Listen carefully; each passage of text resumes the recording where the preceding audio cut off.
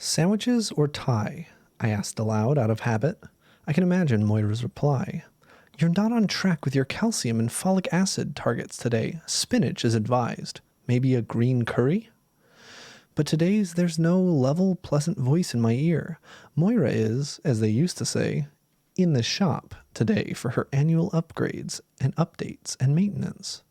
I don't know why they can't just upload the stuff into them, but these maintenance days are a fact of life we all deal with. I guess even artificial intelligence is entitled to one vacation day a year. Most people just sleep through it. Sometimes I do too, but this year I was curious. I'll be fine, I told Moira before she went dark. You've taught me well. I've probably absorbed you into my own interior monologue. I won't ruin what we've worked for, I promised her. And so I stayed awake and went to work. I made it just fine through the morning. I chose my own outfit, some black-fitted slacks, and a lavender silk blouse that Moira had pieced together before, but I hadn't worn for a couple of months.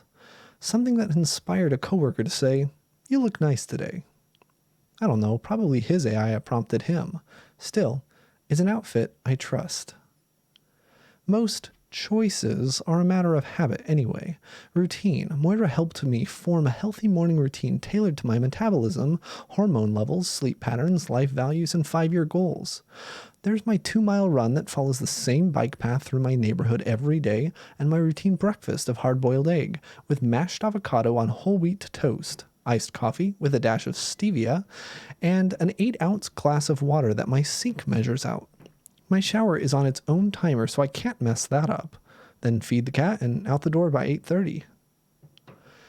Getting dressed was really the most dangerous part of the morning routine without Moira, the most subjective, but I think I pulled that off. You look nice today, Andy Dissung said as we walked into the office at the same time. He was the same person who commented that last time. That's when it got complicated. Without Moira to suggest an appropriate reply, I felt like I may as well not have been wearing anything at all. When in doubt, keep it simple, Moira would probably say, so I muttered a quick, thanks, while walking to my desk. There's something different about you, Andy continued. His slow delivery and the hand he briefly rubbed through his dark brown curls gave me the feeling that he was a little off script himself. Maintenance day, I told him, without halting my steps. He chuckled. Of course, I'll just leave you alone. He plopped down in his chair across the aisle from my desk and then, as if he'd changed his mind, stood up and raised the height of his desk. He looked over at me and smiled. Better for the lymphs, I guess. He paused only a beat before adding, I'm surprised you're here at all today. I paused at my desk, wondering whether I should sit or stand. Some things just can't wait, I said, like the axonics proposal. Do you think you can do it? I felt like Andy's eyes were staring right into me. It was so rude, this inquisition. When he knew I was solo, I felt my muscles stiffen and decided to remain standing. In my sleep, I replied with a smile. Good luck, he said. I'll leave you to it. It was not quite as easy as that. Without Moira, I dithered over my word choices and sat down a while to try to remember the rules about semicolons. I lost track of time and hadn't accomplished nearly enough by the time the coworkers around me began to stir for lunch. Cynthia and Aaron paused by my desk on their way out. Hey, Neoma, come with us to the salad bar, Aaron asked, adjusting a large leather purse over her shoulder. I shouldn't, I told them, and immediately wondered if they'd be offended at my declining. Would they stop at my desk the next day? Maintenance day, I quickly clarified with a shrug I hoped seemed friendly and casual. Oh, got it, Cynthia said, recognition registering as her brown eyes widened. You're so brave to be here. I would never. Say no more, Aaron said. Next time, then. I sighed in relief as the two women's shoes clicked down the polished cement floor and I let my shoulders slump. I felt as winded as if I'd just completed my morning run, but I was confident I had handled the situation well. I imagined Moira's reaction. Great, 80% chance they'll be back tomorrow. Ask them what they're working on. Promoting friendly office culture is a productive step towards management. I was checking through my last page, ensuring no Oxford commas had slipped through my fingers against the company-style manual, and missing the red highlights Moira would usually send to my smart lens, when I felt a presence by my desk and looked up to find Andy again. "I know it's risky," he said, "but do you want to walk downtown with me for lunch?" I didn't need Moira to tell me that my pulse was fast, or to remind me to take a deep breath before I answered, "Really? Today?" I tried to keep my tone even, but with a slightly accusing edge. I think it worked. There was his hand in his hair again. "Especially today," he said. "If you're going to live this day, you might as well really live it. You could order a cookie and your blood sugar would be back to normal by the time she came online again. She'd never know." I didn't mean to laugh. I guess it wasn't a decision, really. Andy smiled. "So, how about it? You're not going to ruin your life in a day, and if you do, it's your life in the end." This was the reason most people stay at home on maintenance days. Some decisions matter more. Their effects ripple through life like a stone hitting the surface of a pond.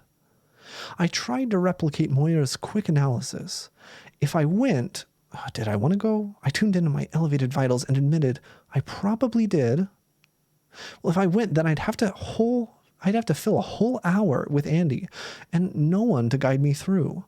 I'd probably say something awkward 5 minutes in, or worse, I'd be boring, fail to recall the interesting facts I'd picked up throughout the week, or maybe freeze up entirely, and I didn't know him well enough for companionable silences to feel comfortable. I would overcompensate or overshare. Chance of a successful lunch, I don't know, 2%? Is that what Moira would say? Then rumors about my social ineptness would fly. I wouldn't get lunch invitations, and I wouldn't get promotions. And what if I declined? It wouldn't be as tactful as with Cynthia and Aaron. He knew this was my maintenance day. It was why he asked. Chances he'd ask another day?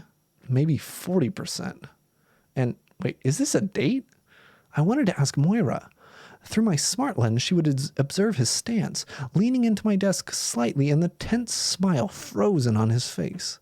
She would probably read his body temperature and heart rate, and, though she couldn't share the data with me, she'd turn it into an answer. "It is not advisable to date coworkers." "I could ruin your life, too," I said quietly, keeping a pleasant smile on my face. He laughed, a nervous chuckle. "Your instincts can't be that bad," he said. "No, probably not," I agreed. "Just boring. I'm afraid you'll regret it 5 minutes in." Yes, oversharing. It was already a disaster. "Truman tells me the chances are only 21%. It's worth the risk to find out." I'm pretty sure I blushed. Moira would have had 3 to 5 witty suggestions for changing the subject. On my own, I said, "Truman? Is that his name?" Andy brought his hand to his head and said, "Yeah, my AI." "What did Truman tell you about asking me to lunch?" Maybe that question wasn't a choice either. I asked it without thinking. Andy laughed and shook his head. "Chances you'd go along were 35%. It was another risk I was willing to take." "That sounds about right," I said. "Truman is very honest." "Yes," Andy said. "It usually works for us. What about your, he gestured vaguely around me. "Moira." "Right. Is Moira honest?" It wasn't a question I'd ever considered before. I might have called her incisive, motivating, accurate, responsible, ambitious. These were the life values she was programmed with. My solo brain scrambled to come up with an appropriate answer. Would an appropriate answer be the same as an honest one? "I don't know," I said slowly.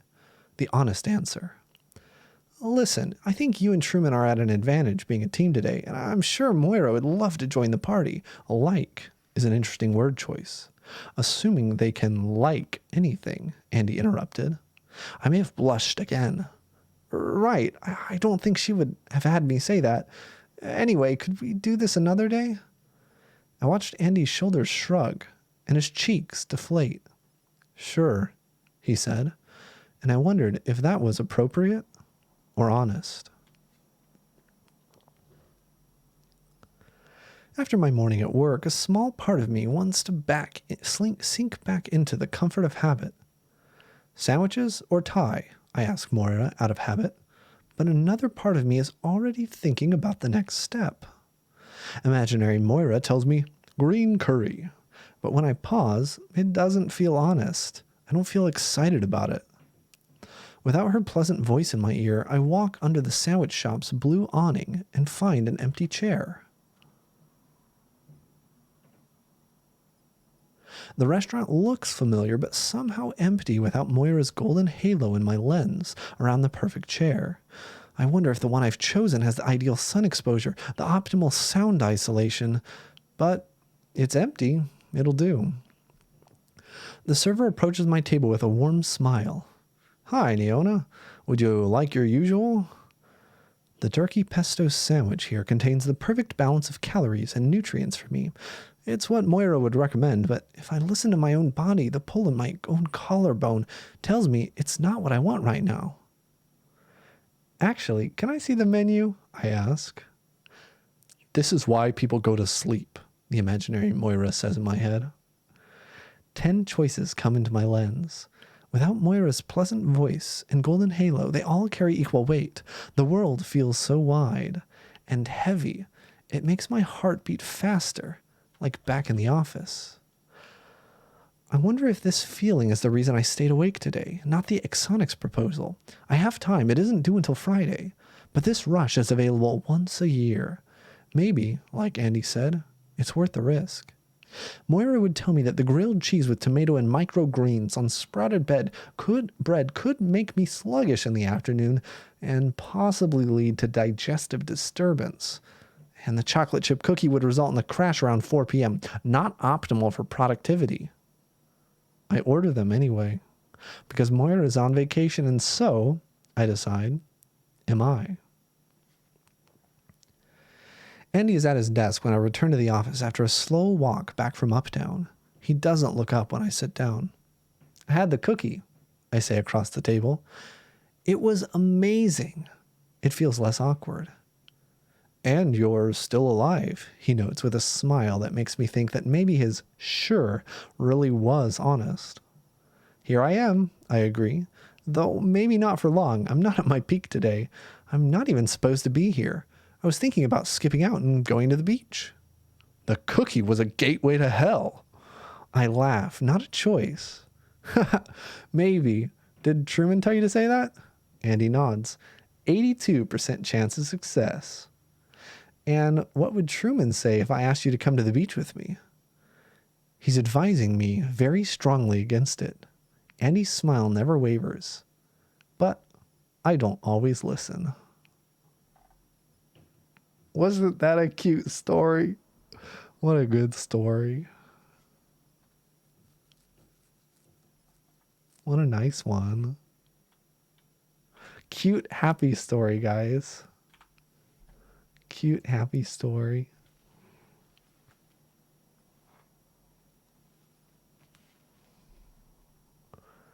All right. Let's get another one from this website. Wait, we're going to have a little variation. What do you guys like that story? Anyone like anything particular? So these are all speculative stories on this site that I'm looking at. It's a genre that I'm interested. Kind of like, well, I don't know how to explain it. They're called speculative. That's the genre. Speculative short stories.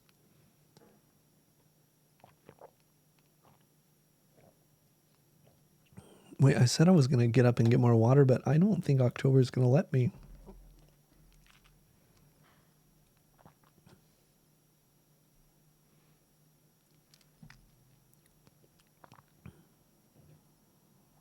Oh, we could read this by this same author. I liked that author. Same author's good, right? That was a good one. I've tried that before. Were you there, Ubers? When I had October sleeping on me and I wanted to get something from the bathroom or whatever, and I tried to roll my chair over there without waking her up. I think I was going to the light switch, and I think I made it to the light switch, but then she woke up. It was a while ago. It was a good time though. I felt a little bad though. She's actually so adorable right now. It's a little dark. And with the sun going behind the clouds and stuff, because it's only 6 o'clock here, the lighting is not consistent.